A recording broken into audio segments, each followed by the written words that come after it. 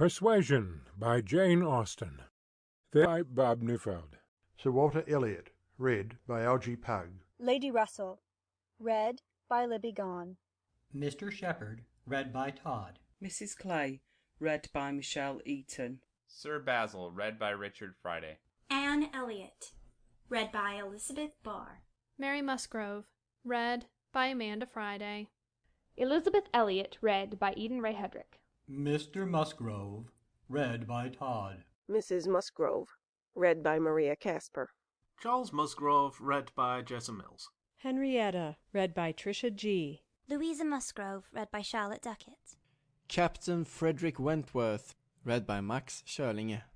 Mrs. Croft, read by Frances Brown. Admiral Croft, read by Larry Wilson. Charles Hayter, read by Bill Mosley. Innkeeper, read by Beth Thomas. Waiter, read by Elizabeth Klatt.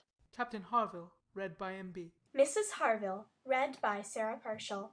William Elliot, read by Beth Thomas. Lady Dalrymple, read by Kathleen Watt. Mrs. Smith, read by Loveday. First Lady, read by Elizabeth Klatt. Second Lady, read by Christine G. Third Lady, read by Marion Carwin. Persuasion by Jane Austen. Chapter 1. Sir Walter Elliot, of Kellynch Hall in Somersetshire, was a man who, for his own amusement, never took up any book of the baronet. There he found occupation for an idle hour, and consolation in a distressed one. There his faculties were roused into admiration and respect by contemplating the limited range of the earliest patterns. There any unwelcome sensation of life and domestic affairs changed naturally into pity and contempt as he turned over the almost endless creations of the last century. And there, if every other leaf was powerless, he could read his own history with that interest which never failed. This was the page at which the favourite volume always opened. Elliot of Kellynch Hall. Walter Elliot, born March 1st, 1760. Married July 15th, 1784, Elizabeth, daughter of James Stevenson, Esquire, of South Park, in the county of Gloucester, by which lady, who died 1800, he has issue. Elizabeth, born June 1st, 1785, Anne, born August 9th, 1787, a stillborn son, November 5th, 1789, Mary, born November 20th, 1791. Precisely such had the paragraph originally stood from the printer's hands, but Sir Walter had improved it by adding, for the information of himself and his family, these words after the date of Mary's birth. Married December 16th, 1810, Charles, son and heir of Charles Musgrove, Esquire, of Uppercross, in the county of Somerset, and by inserting most accurately the day of the month on which he had lost his wife. Then followed the history and rise of the ancient and respectable family, in the usual terms. How it had been first settled in Cheshire, how mentioned in Dugdale, serving the office of High Sheriff, representing a borough in 3 successive Parliaments, exertions of loyalty and dignity of baronet in the first year of Charles II, with all the Marys and Elizabeths they had married, forming altogether 2 handsome duodecimal pages, and concluding with the arms and motto, Principal seat Kellynch Hall, in the county of Somerset, and Sir Walter's handwriting again in this finale, Heir presumptive, William Walter Elliot, Esquire, great-grandson of the second Sir Walter. Vanity was the beginning and the end of Sir Walter Elliot's character, vanity of person and of situation. He had been remarkably handsome in his youth, and at 54 was still a very fine man. Few women could think more of their personal appearance than he did, nor could the valet of any new-made lord be more delighted with the place he held in society. He considered the blessing of beauty as inferior only to the blessing of a baronetcy, and the Sir Walter Elliot who united these gifts was the constant object of his warmest respect and devotion. His good looks and his rank had one fair claim on his attachment, since to them he must have owed a wife of very superior character to anything deserved by his own. Lady Elliot had been an excellent woman, sensible and amiable, whose judgment and conduct, if they might be pardoned the youthful infatuation which made her Lady Elliot, had never required indulgence afterwards. She had humoured or softened or concealed his failings, and promoted his real respectability for 17 years, and, though not the very happiest being in the world herself, had found enough in her duties, her friends, and her children to attach her to life, and make it no matter of indifference to her when she was called on to quit them. 3 girls, the 2 eldest, 16 and 14, was an awful legacy for a mother to bequeath, an awful charge, rather, to confide to the authority and guidance of a conceited, silly father. She had, however, one very intimate friend, a sensible, deserving woman, who had been brought, by strong attachment to herself, to settle close by her in the village of Kellynch, and on her kindness and advice Lady Elliot mainly relied for the best help and maintenance of the good principles and instruction which she had been anxiously giving her daughters. This friend and Sir Walter did not marry, whatever might have been anticipated on that head by their acquaintance. 13 years had passed away since Lady Elliot's death, and they were still near neighbours and intimate friends, and one remained a widower, the other a widow. That Lady Russell, of steady age and character, and extremely well provided for, should have no thought of a second marriage needs no apology to the public, which is rather apt to be unreasonably discontented when a woman does marry again than when she does not. But Sir Walter's continuing in singleness requires explanation. Be it known, then, that Sir Walter, like a good father, having met with 1 or 2 private disappointments in very unreasonable applications, prided himself on remaining single for his dear daughter's sake. For one daughter, his eldest, he would really have given up anything, which he had not been very much tempted to do. Elizabeth had succeeded at 16 to all that was possible of her mother's rights and consequence, and being very handsome and very like himself, her influence had always been great, and they had gone on together most happily. His 2 other children were of very inferior value. Mary had acquired a little artificial importance by becoming Mrs. Charles Musgrove, but Anne, with an elegance of mind and sweetness of character, which must have placed her high with any people of real understanding, was nobody with either father or sister. Her word had no weight. Her convenience was always to give way. She was only Anne. To Lady Russell, indeed, she was a most dear and highly valued goddaughter, favourite, and friend. Lady Russell loved them all, but it was only in Anne that she could fancy the mother to revive again. A few years before, Anne Elliot had been a very pretty girl, but her bloom had vanished early, and as even in its height her father had found little to admire in her, so totally different were her delicate features and mild dark eyes from his own, there could be nothing in them, now that she was faded and thin, to excite his esteem. He had never indulged much hope, he had now none, of ever reading her name in any other page of his favourite work. All equality of alliance must rest with Elizabeth. Mary had merely connected herself with an old country family of respectability and large fortune, and had therefore given all the honour and received none.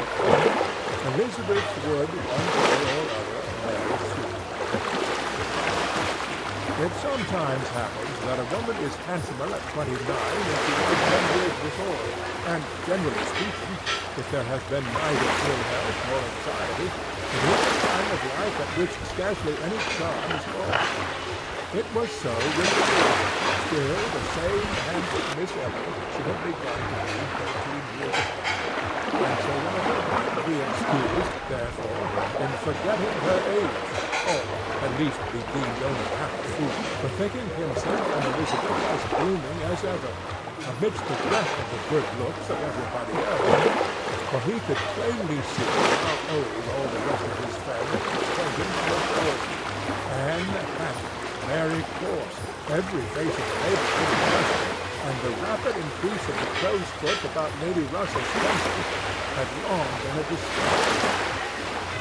Elizabeth did not quite equal her father in person. 13 years had seen her mistress of Kellynch, presiding and directing with a self-possession and decision which could never have given the idea of her being younger than she was. For 13 years had she been doing the arts, and laying down the domestic law at home, and leading the way to the shed and floor, and walking immediately after Lady Russell out of all the drawing-rooms and dining-rooms in the country. 13 winters revolving frost had seen her opening every ball of credit that the scanty neighborhood afforded, and 13 springs found their blossom, as she travelled up to London with her father for a few weeks in the enjoyment of the great world. She had the remembrance of all this. She had the consciousness of being 29 to give her some regrets and some apprehensions. She was fully satisfied of being still quite as handsome as ever, but she felt her approach to the years of danger, and would have rejoiced to be certain of being properly solicited by baronet blood within the next 12-month or 2. Then might she again take up the book of books with as much enjoyment as in her early youth, but now she liked it not.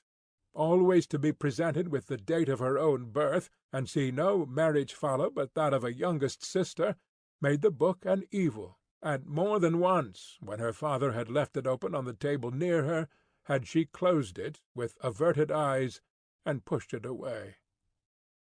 She had had a disappointment, moreover, which that book, and especially the history of her own family, must ever present the remembrance of.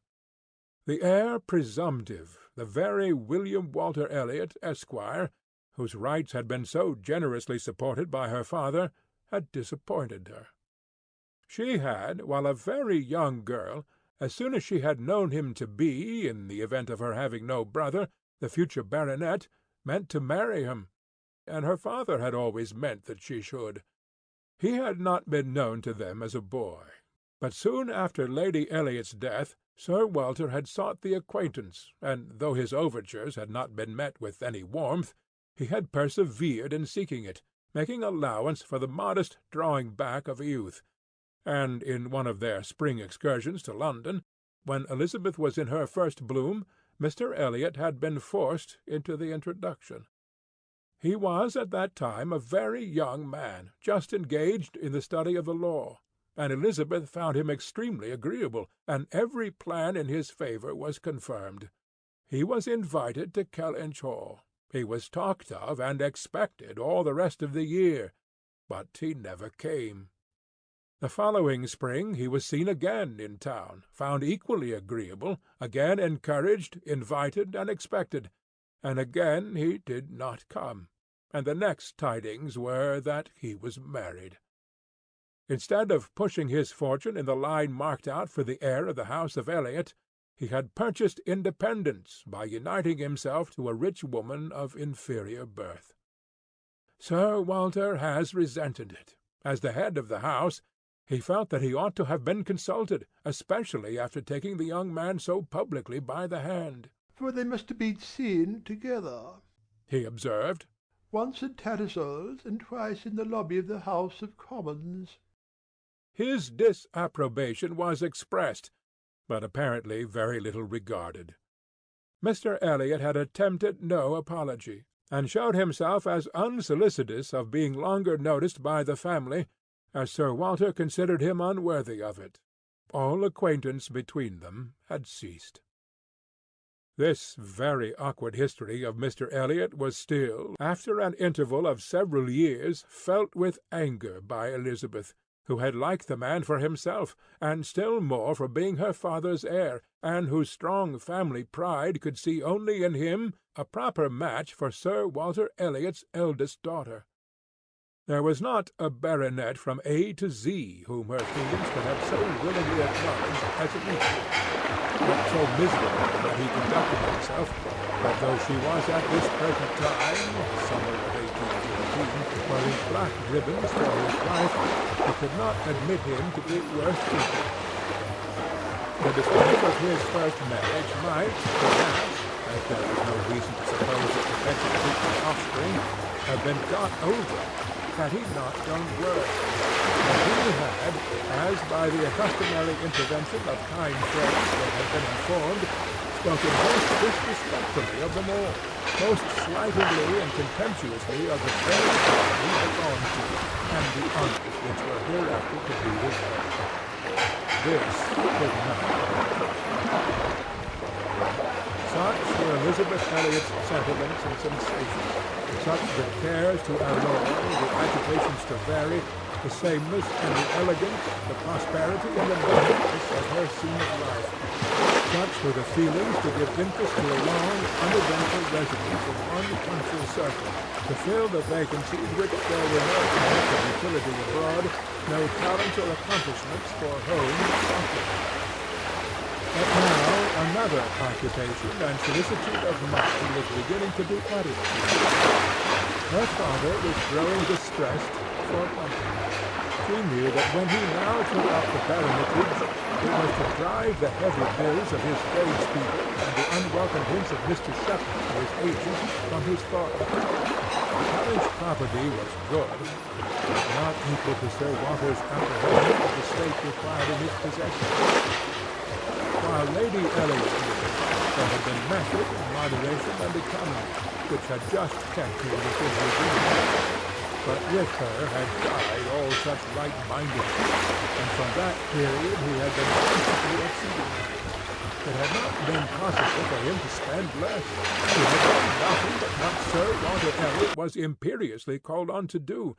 But blameless as he was not only growing dreadfully in debt, but was hearing of it so often that it became vain to attempt concealing it longer, even partially, from his daughter. He had given her some hints of it the last spring in town. He had gone so far even as to say, "Can we retrench? Does it occur to you there is any one article in which we can retrench?" And Elizabeth, to do her justice, had, in the first ardour of female alarm, set seriously to think what could be done, and had finally proposed these two branches of economy, to cut off some unnecessary charities, and to refrain from new furnishing the drawing-room, to which expedients she afterwards added the happy thought of their taking no present down to Anne, as had been the usual yearly custom. But these measures, however good in themselves, were insufficient for the real extent of the evil, the whole of which Sir Walter found himself obliged to confess to her soon afterwards. Elizabeth had nothing to propose of deeper efficacy. She felt herself ill-used and unfortunate, as did her father, and they were neither of them able to devise any means of lessening their expenses without compromising their dignity, or relinquishing their comforts in a way not to be borne. There was only a small part of his estate that Sir Walter could dispose of, but had every acre been alienable, it would have made no difference. He had condescended to mortgage as far as he had the power, but he would never condescend to sell. No, he would never disgrace his name so far.